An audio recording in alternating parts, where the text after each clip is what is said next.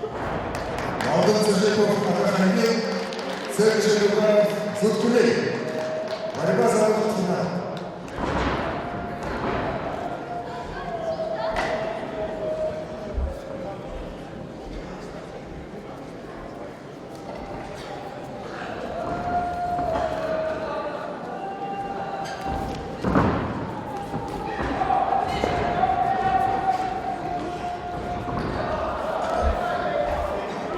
Второе побеждение получает Юрий Иванов.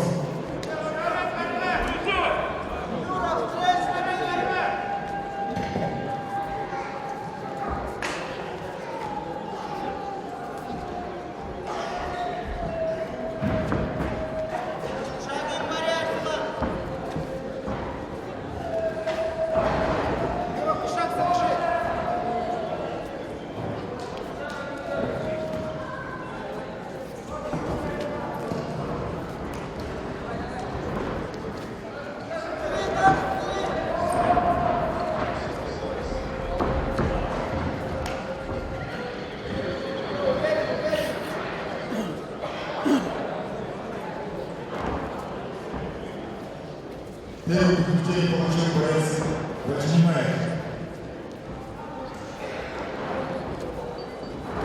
Так, Юра. Ушел!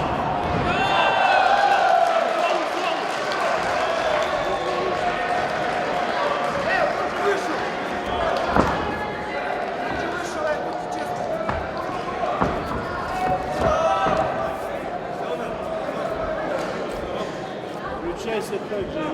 Нормально? Так же помянут. Так же пускай идет. Ну да, один раз. Потом наберемся. Юра!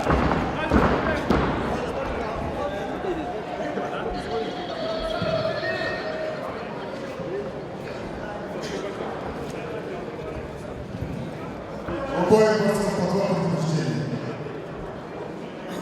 Время закончилось. Поединок захват.